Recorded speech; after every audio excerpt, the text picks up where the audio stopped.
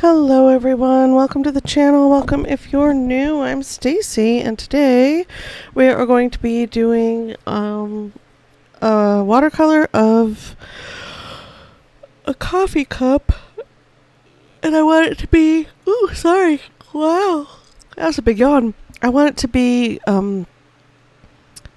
very loose and impressionistic, so I want to use all my granulating colors. This is my M-Gram palette, and inside my M-Gram palette are all of my schminky, I think that's how you say that, granulating watercolor set that I have. I got the Galaxy set a long time ago.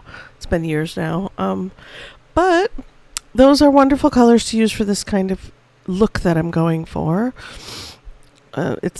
My paper is buckling immediately, so I'm grabbing a little clippy and clip that down so it stops doing that. The date on the left-hand corner is the date that I drew the picture for World Watercolor Month Day 2 prompt, which that's what this drawing is for. You'll see a bunch of these popping up over the next few weeks-ish. Day 2's prompt was espresso. So it's not an espresso, but it's coffee related, and anything coffee related is delicious. So,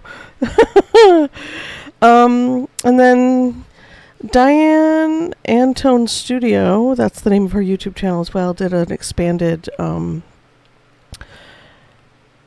definition, and she wanted to use burnt umber with ultramarine blue to create rich, deep shadows or near blacks. And whereas I didn't go quite that far with the granulating colors, you can get some nice darks. It takes me a while to get there, but I do get to a point where I really like this painting. It went through the ugly phase, as most paintings do. And now that I'm done with it, I'm looking at it and I'm really kind of pleased. The perspective on the saucer could be a little better, but I mean, overall, I like all the colors and textures that I get to create. I already put in a little bit of squiggle for the steam that will be rising up off the coffee cup. And oh goodness, I started with the Galaxy Brown and Galaxy Rose mixed together to get the background, and when it dries it kind of creates a dualish tone color that I really enjoy with these granulating watercolors.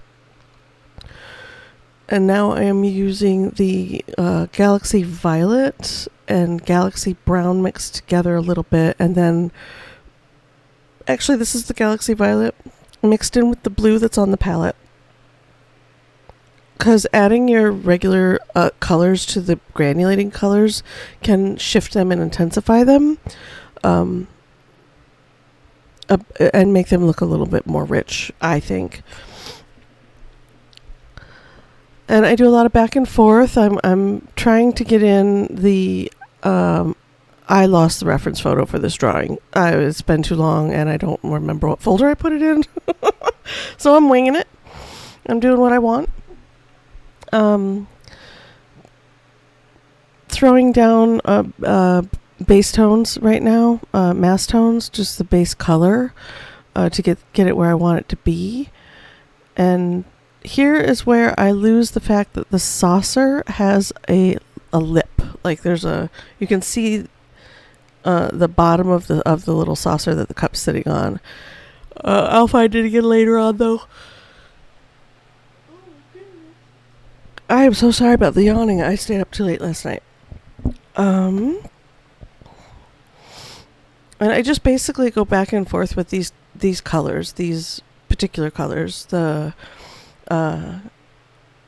Galaxy Violet and the Galaxy Brown with a touch of Galaxy Rose mixed in, and then whatever mess is on the palette. Like the purple that's on the palette is just mess that's left over.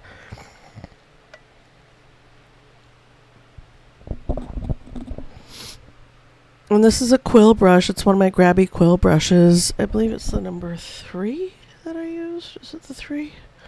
It's the 2. I went back and forth between the 3 and the 2, I believe. And then later on, I'm going to use... Oh my goodness gracious, I'm so sorry. I don't know where all the yawnings come from. I did stay up late last night doing art things and listening to Resident Alien. Kind of half watching it, half listening to it. I've seen the first 2 seasons. I just finished up the available episodes for season 3. I love this show. It makes me laugh so hard. That's a conversation for another time. I did a little bit of splatter because I like splatter. I like the effect of it. I like the feel. And I like how it looks on this finished piece. It creates texture for me that I really enjoy. And here I am. I'm putting in more Galaxy Brown with heavier application, more paint, less water, and trying to get in that feeling of liquid, that little bit of dry brushing and back and forth and push and pull.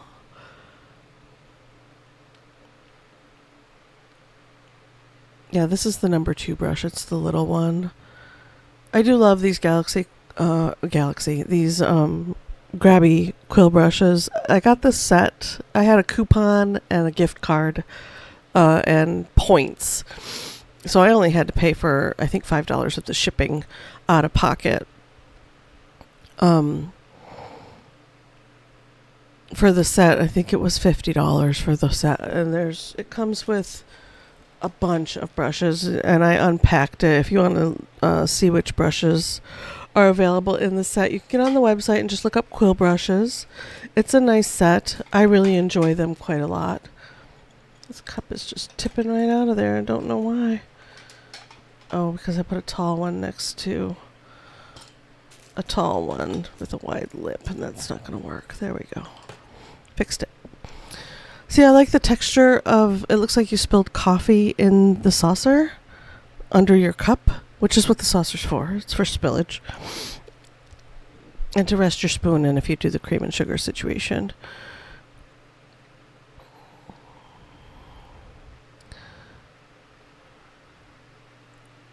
I'm put in the light tone, and I'm going over it with a slightly darker tone to start blocking in the shadows. And deciding what color I want the cup to be was, when I started, I thought the cup was going to be a basic white coffee cup. In my brain, it was a white coffee cup. I'm not sure why. But as you saw if you looked at the thumbnail, it's blue by the time we get done. It's a very dark blue-purple kind of color. These brushes are really nice to get fine lines with. They come to a really nice point. They are very flexible, though. There's not a lot of pushback. So if you're looking for these to do like really good detailing with, maybe a different brush, maybe a little firmer brush like the Princeton, Princeton Velvet Touch are the ones that I like for. Those are the ones I have and really enjoy for a firmer brush, but still good for watercolors. And I want to draw this without drawing it. That's what you're seeing here, is me doing push and pull of trying to get in the hard lines where I want there to be a definite hard line without drawing a line. Just blocking in color, and I want there to be reflections, so I've got a little bit of up and down going on here, and this is just a very light application. It's going to get darker as we go. Get that back rim of the cup in, and if you wanted, you could do a different color inside your cup. I do have a purple cup that has flowers on the outside, and the inside of the cup is a deep red. It's one of my favorite cups. Trying to smudge the paint a little bit with my finger to make it feel like the saucer's kind of swooping down, like it has some depth to it for that liquid. And then I want to get the handle of the cup in. I fudge the line a little bit on the top there, but I just roll with it. Handles of cups come in all shapes and sizes, as we all know, right? Some cups come with some great funky handles on them. And I'm using the I'm listening to a book while I'm doing this. I keep tapping a screen up there. I'm listening to a book, and my granddaughter's listening to a movie, another one that I've seen 1,000 times. So, yeah. Headphones are a good thing when you don't want to hear the same sing-along song movie for the 1,000th time. Here's where I decide that I would like the handle to have a definite dark shadow on the edge there, a dark line, and then the cup itself has a little bit of lighter shine to it. So that is my thought as I'm working through this. This is sped up. This actually took me about 45 minutes to paint. And you'll see a lot of push and pull, a lot of laying down color, trying to pick it up. And I'm really leaning into the Galaxy Violet color right here. And you'll see as we go that it gets quite a bit darker as I finish up. A little more Galaxy Brown. I was thinking I wanted the reflection of the brown to be visible as well. These colors granulate pretty nicely. And a little bit of light granulation mixed in on a reflective object is appropriate. Mixing the brown and the blue together on the exterior of the cup. I kind of lose a lot of it, but it is slightly there in the finished product. And I'm really loving the granulation. I really dig the texture that you get with granulating colors. And every time I say that in my head, I can hear someone saying, yeah, but granulating colors aren't for a purist, like a watercolor artist. And I don't consider myself to be strictly a watercolor artist. I like all kinds of art. The only thing I don't care for painting with or drawing with is acrylic. It's just not something that speaks to me. But everything else, man. And my instinct about halfway through this painting was to just stop with the paint and get out my Neocolor 2s and work with those. And that was a passing thought in my head, because I feel like right about here that this isn't working. This isn't working, and I'm getting frustrated, and I'm really not digging where it's going. I'm losing the rim of my bowl again. Or bowl, the little saucer that goes underneath your cup. And I'm really not enjoying it. Here's where I get the small brush to do some finer details. And I should have chosen something firmer. This is a Royal Lang Nickel, liner brush number 1. It's got the long bristles, and they do have a bit of snap, but it was too long for this kind of application. I should have used something a little bit firmer, like my Princeton Velvet Touch. One of the small ones would have probably been a better choice, because I'm trying to do dry brushing with this little brush, and it works, but it doesn't, at the same time. And it's not holding enough paint, and it's not holding enough water, because it's very small. I should have sized up a bit. Honestly didn't think about it. I was persisting through and trying to make it work. Get in some deeper details on the handle of the cup.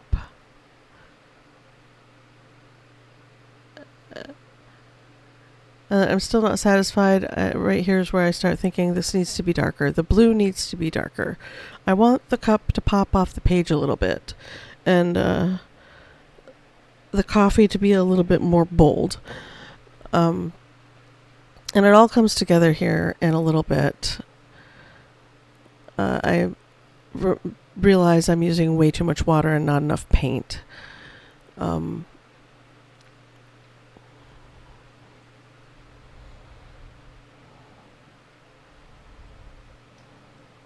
Things are going to start pulling together a little bit. Oh my goodness gracious. I went to bed at midnight last night, got up at 6, so I'm a little I didn't sleep very well either. I kept waking up. I kept having weird dreams and waking up. I'm trying to do some like scrubby dry brushing right here, and it's not as effective as I want it to be. And every time I blot, it's because the paper is too wet to do what I want it to do. And then here I lost my like reflective area that I wanted to keep, so I'm dropping on water and pressing down to pick it up and put in some shine there. And then yeah, here's where the bleed proof white pops in. And I'm pulling back the rim because I splattered on it, and I wanted it to be pretty crisp. Dr. P.H. Martin Bleed Proof White is like $7 or $8, probably less if you go to an art store to pick it up. And I use it all the time. I've had this bottle, well, I have two. This is the one that's on my desk that's in active use, and it's got a big old divot in it, and I've had it for over a year and a half. And it is a great tool for mixed media artists, or anybody really who wants to steal back their light layers or whites. It is opaque. So just keep that in mind when you use it. See there? That's way too much. I got crazy. But I really want this to be super reflective, and I'm using my finger to smudge it and kind of push it in and get that really high reflection on the edge of the cup. And then I want a little more dark on my handle. Or no, I wanted to outline the handle, get the reflective light, because the handle is cylindrical. Words are hard. So I'm doing a little bit of rim lightening, and then the plate. Here's where I realize I lost the bottom of my plate. It's just gone. So I'm trying back to get the edge of the plate to pop a little bit from the background. Not a lot, but enough, you know. And then the back of the cup. And I like that line right there. I feel like that really does it for the cup right there.